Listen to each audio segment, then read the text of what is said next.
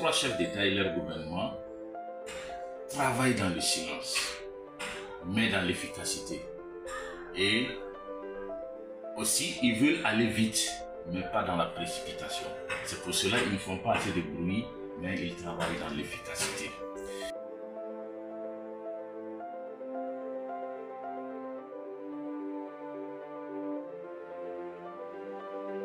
Déjà, je vous remercie pour l'occasion que vous m'offrez de rendre un hommage vibrant à tous les Burkinabés qui sont tombés récemment, les civils, les militaires, les VDP. Ils sont tombés pour la nation.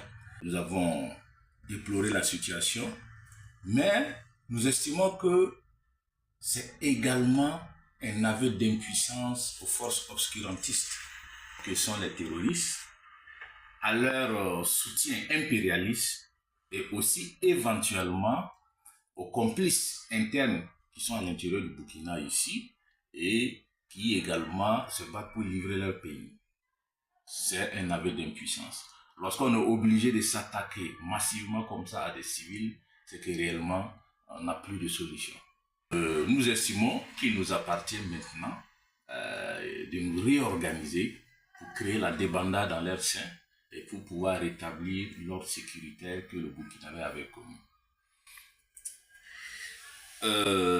L'occasion aussi est bonne pour dire notre satisfaction lorsque nous avons écouté le 15 septembre passé le président en exercice de l'AES, le président Assimi Goïta, qui a annoncé que dans le cadre de l'AES sera créé une banque, un fonds d'investissement et de stabilisation, et tout cela pour permettre au pays de l'AES de se sentir économiquement, de mieux se soutenir. Nous avons vraiment accueilli cela avec satisfaction, comme nous l'avons dit, parce que pour ceux qui se rappellent, lorsque nous avons eu notre conférence en date du 15 juillet 2024, soit il y a 2 mois, nous avions recommandé au pays de l'AES de mettre en place un fonds, une telle banque, pour que si un pays a un souci, que rapidement ce fonds puisse permettre de lui venir en aide. Donc c'est une marque de satisfaction à que nous avons à l'endroit des pays de l'AES, à l'endroit des chefs d'État, à l'endroit de leur gouvernement. Et c'est ce qui nous fait dire que c'est le signe que toutes les contributions financières, comme les contributions intellectuelles, les contributions en idées, sont prises en compte. Et pour nous, ça donne également la preuve que les 3 chefs d'État et leur gouvernement travaillent dans le silence, mais dans l'efficacité. Et aussi, ils veulent aller vite, mais pas dans la précipitation. C'est pour cela qu'ils ne font pas assez de bruit, mais ils travaillent dans l'efficacité.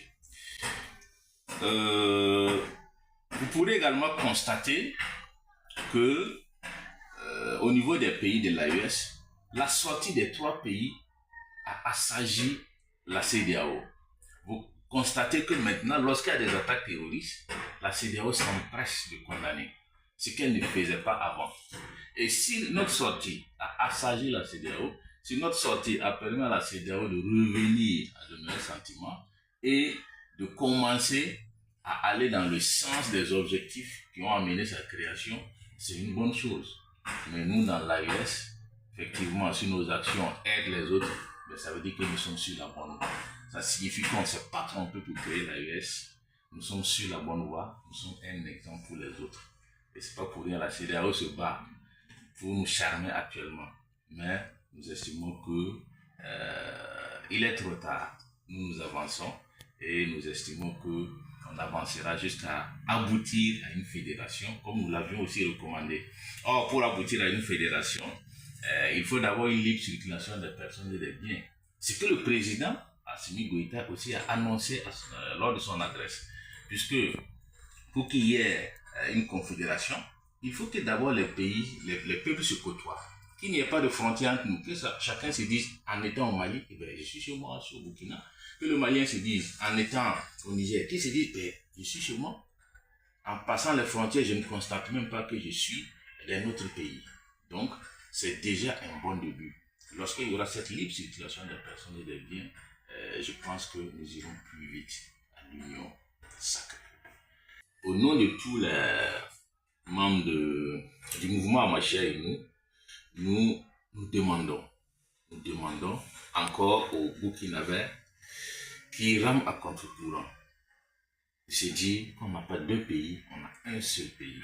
Ceux qui rament à contre-courant, que réellement ils reviennent à de meilleurs sentiments, que l'on puisse nous mettre main dans la main pour avancer. Nous avons besoin d'une union. Sans une union, il sera difficile pour nous de revenir à l'ordre sécuritaire d'antan. Ce n'est pas impossible. C'est pourquoi j'ai dit si nous réorganisons, c'est sur tous les plans, si nous réorganisons, nous pourrons y arriver. Mais nous avons besoin de la contribution de tous. Aujourd'hui, ce n'est un secret pour personne. Nous savons bien que pour avoir expulsé la France des 3 pays de l'AES, c'est pas de gaieté de cœur. La France n'est pas partie de gaieté de cœur.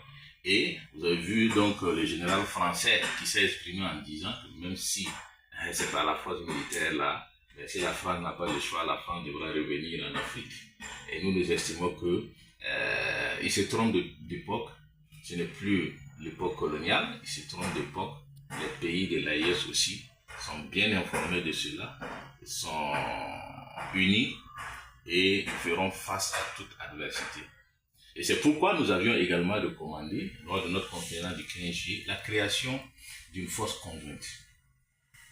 En attendant que nous soyons une fédération, il faut une force conjointe et une force tripartite, si on veut être plus clair, pour que si jamais un seul pays a des soucis militairement, que rapidement cette force-là réagisse avec efficacité. Donc, notre adresse également à l'endroit de nos frères et sœurs burkinabés, c'est que nous devons nous mettre main dans la main. C'est en cela que nous allons témoigner de notre amour envers notre prochain et nous allons bâtir le pays ensemble. Puisque Amacher et nous le disons, c'est l'amour du prochain en chacun de nous. Et si on a l'amour du prochain en chacun de nous, il n'y a pas de raison qu'on se livre à l'ennemi, il n'y a pas de raison qu'on aille livrer son pays aux terroristes ou aux forces impérialistes.